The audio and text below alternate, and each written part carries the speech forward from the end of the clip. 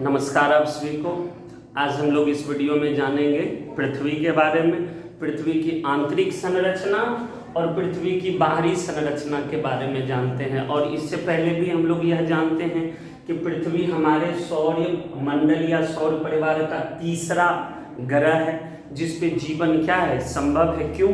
क्योंकि पृथ्वी ही एकमात्र ऐसा ग्रह है जहाँ पे हवा, सांस लेने के लिए हवा, पीने के लिए पानी और रहने के लिए जमीन, यानी यह तीनों की उपस्थिति के कारण पृथ्वी को एक अनोखा ग्रह माना जाता है, जिसके कारण इस पे जीवन संभव है। दूसरी बात यहाँ यह भी है कि पृथ्वी का अपने अक्ष पर गोल गोल चक्कर लगाना या घूर्णन करना ही, पृथ्वी का अपने अक्ष पर घूमने की प्रक्रिया को ही हम लोग घूर्णन के नाम से जानते हैं, जो कि 24 घंटे में पूरा होती है और जिसके कारण क्या होता है, तो जिसके कारण दिन और रात होता है। दूसरा एक प्रक्रिया, जब यही पृथ्वी सूरज की चारों ओर परिक्रमा करेगा, और यह परिक्रमा करने में कितना समय लग जाता है, तो यह परिक्रमा करने में 365 दिन और 6 घंटे लग जाता है। जिस प्रक्रिया को हम लोग क्या कहते हैं, जिस प्रक्रिया को हम लोग परिक्रमण के नाम से जानते हैं। और यह परिक्रमण के कारण ही हमारे यहाँ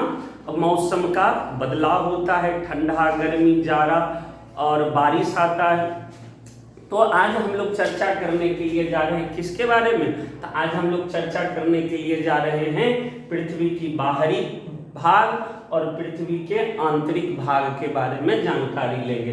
तो पृथ्वी हमने जान लिया कि पृथ्वी एक अनोखा ग्रह है, और यहाँ पे स्थल की प्रचुरता होने के कारण जब पृथ्वी को हम लोग 2 भागों में बांटते हैं, किसमें, एक हमारा फिजिकल आता है और दूसरा हमारा बायोलॉजिकल या बायोस्फीयर आता है। फिजिकल में जैसे इसको बांटते हैं तो 2 भाग में, एक पूरा का पूरा लैंड और एक पूरा का 75% हमारे पास वाटर है और 25% हमारे पास क्या है, स्थल मार्ग होने के, स्थल होने के कारण अब इसी स्थल को हम लोग किसके नाम से जानते हैं, इसी स्थल को हम लोग भूपट्टी के नाम से जानते हैं, जहाँ पे हम लोग अपना घर बनाते हैं, हमारा पूरा का पूरा रोड तंत्र है, इसके अलावा पूरा का पूरा पेड़ पौधे, जितने सारे चीज जो भी पृथ्वी के ऊपरी सतह पर बने हुए हैं, वो सारे के सारे इसी 25 सरफेस पे हैं। और इसी के सबसे ऊपरी परत को हम लोग किसके नाम से जानते हैं, भूपट्टी के नाम से जानते हैं। और इसमें क्या होता है, तो इसमें मिट्टी पाया जाता है। दूसरी बात, अब इसी भूपट्टी से रिलेटेड अगर हम लोग बात करते हैं कहाँ, पृथ्वी के सतह से,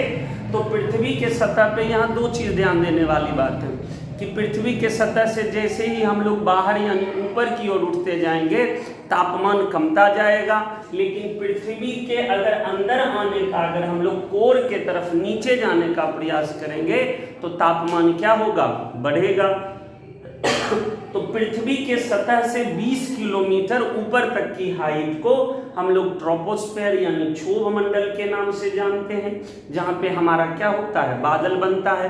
तो आगे वीडियो में हम लोग जानेंगे कि बादल कैसे बनता है। इसके अलावा पृथ्वी की सतह से 50 किलोमीटर की ऊंचाई पर जाने के बाद हमें जो मंडल या हमें जो परत का निर्माण होता है उसे हम लोग स्ट्रेटोस्फेयर यानी समताप मंडल के नाम से जानते हैं। और इसी की बाहरी कक्षा में, बाहरी लेयर में हमारे पास ओजोन परत भी होता है, जो सूरज से निकलने वाली पराबैंगनी किरण को क्या करता है, रोकता है। इसके अलावा जब सतह से हम लोग 80 किलोमीटर की ऊंचाई तक सफर तय करेंगे, जहाँ पे तापमान -100 डिग्री सेल्सियस के आसपास रहेगा, उस भाग को हम लोग मेसोस्फेयर या मध्यमंडल के नाम से जानते हैं। पृथ्वी के सतह से जब 600 किलोमीटर की ऊंचाई पे हम लोग जाते हैं तो इस भाग को हम लोग आयन मंडल के नाम से जानते हैं। और सबसे अंतिम भाग यानी 1000 किलोमीटर की ऊंचाई पे जाने पे उसे हम लोग बहिर्मंडल या एक्सोस्फीयर कहते हैं, जहाँ पे हमारे सारा का सारा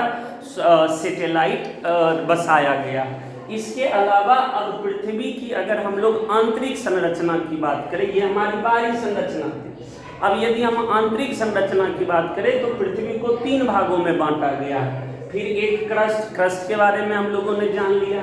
दूसरा है हमारा मेंटल, कि पृथ्वी के इस सतह से जब हम लोग नीचे जाने की कोशिश करेंगे तो 2900 किलोमीटर जाने के बाद हमें एक परत मिलता है, जिसे हम लोग मेंटल के नाम से जानते हैं, जिसको हम लोग हिंदी में मध्य भाग कहते हैं, और इसमें एल्यूमिनियम और लोहा की प्रचुरता पाई जाती है। इसके अलावा यदि पृथ्वी की सबसे आंतरिक, जहाँ पे कठोर चट्टानें या लोहे के कई सारे अवशेष पाए जाते हैं, तो उस भाग को हम लोग कोर यानी आंतरिक भाग के नाम से जानते हैं, जहाँ पे लावा या मैग्मा लिक्विड अवस्था में रहता है, और यहीं पे कई सारे टेक्टोनिक प्लेट्स होते हैं, जिसके आपस में टकराने के कारण भूकंप उत्पन्न होता है।